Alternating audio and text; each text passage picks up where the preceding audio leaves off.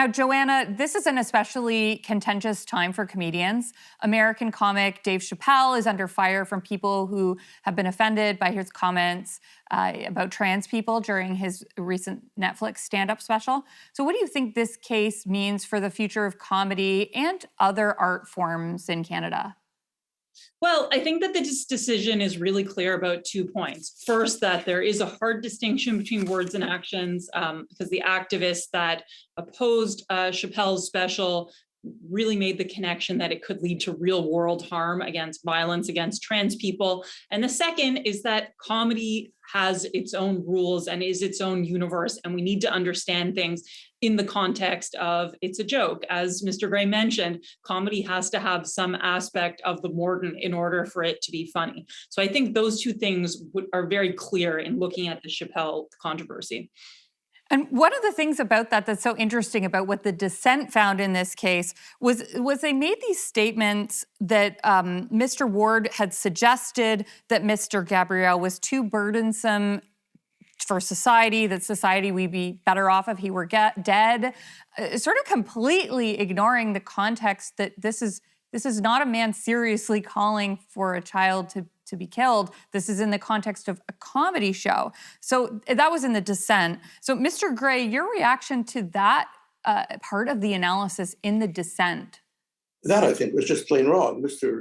Ward, part of his joke was, I tried to drown it, but he was unkillable. Well, if he had tried to drown him, this would have been a criminal case, not a free speech case. It was obviously a joke. It wasn't meant seriously. And I think that is an extremely important matter. I think it's also important that you should be able to attack sacred cows. In our society, there's so many limits. Can you really, and I don't know whether you should or shouldn't, I'm just putting it abstractly.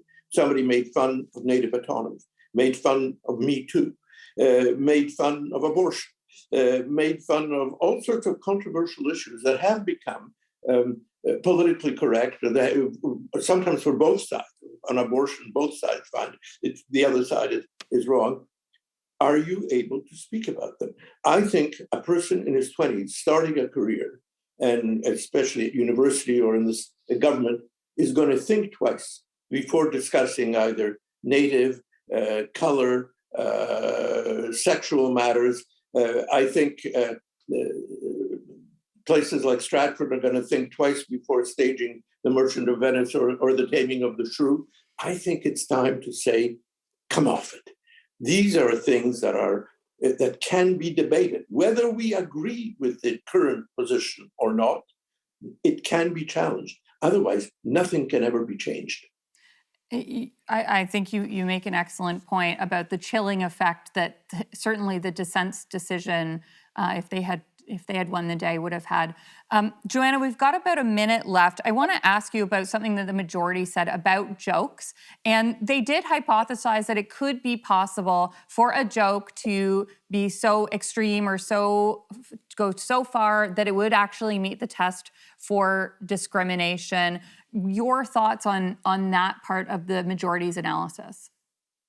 Well, I think they tied into the concept of dignity, which is a sort of amorphous term that they call the lodestar of the whole charter. But it's essentially debasing, subjugating, just deeply dehumanizing. I assume that it's the type of thing that you know it when you see it, that really just encourages general social attitudes that there are certain people in society that are not worthy of even our basic respect, that are subhuman, essentially. And I'm not sure exactly what that would look like, but I don't think in either the Chapelle instance or the Ward instance that we're anything approaching that.